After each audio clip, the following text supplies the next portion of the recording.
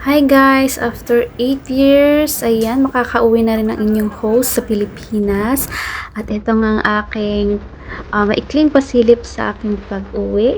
Ayan, ito pa lang yung part 1. So, may mga kasunod pa po ito ng mga videos. So, ginawa ko lang siyang short para hindi mainip yung mga manonood sa aking vlog. Ayan, salamat po sa panonood guys! Ito na po, andito kami sa Isabela at pauwi nga po kami sa Kalinga. Ayan. Ito yung mga na-miss kong nakikita sa daan pag bumibiyahe ako.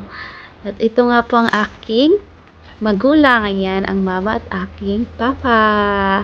At itong sinakyan namin ay ang tinatawag na trike or ombak dito sa Pilipinas or tuk-tuk sa Thailand. Ayan. Ito po yung usong sinasakyan ngayon at sobrang dami nga po lalo na sa amin sa Kalinga.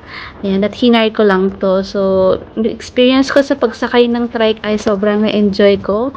Ayan, napaka-presko, nakaka-relax. Hindi gaya sa pag sumakay ako sa bus or jeep, sikan minsan. So, ayun, mas okay na sumakay na lang ng trike. Ayun, ang daming baka. Ayan, ang mga na-miss ko dito sa Pilipinas, guys.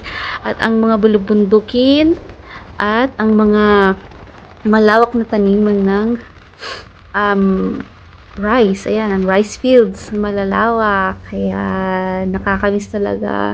Ito yung namimiss ko sa Pilipinas. Ang magandang tanawin habang bumibiyahe ka dahil dito sa Singapore, ang makikita mo lang ay mga buildings na nagtataasan. Ayan. At syempre, feel na feel ko yung simoy ng hangin at sobrang lamig ng time na to dahil pa December na. Ayan. Paakyat na po kami ng Kalinga nito. Ayan po. At enjoy nyo po. Sana ma-enjoy nyo po yung view natin dito guys sa aking vlog. Ayan. Pasensya na. At puro bundok at bukirin dahil sobrang ma-enjoy ko talaga guys na videohan to. Kasi pag uwi ko na naman sa Singapore, pabalik, wala na naman ako makikitang mga ganitong tanawin. Ayan. Ito po yung packet sa Kalinga. Ayan.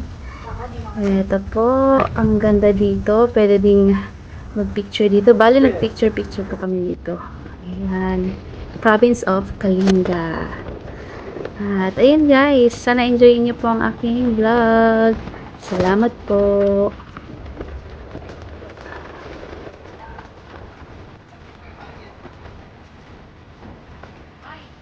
Malaya.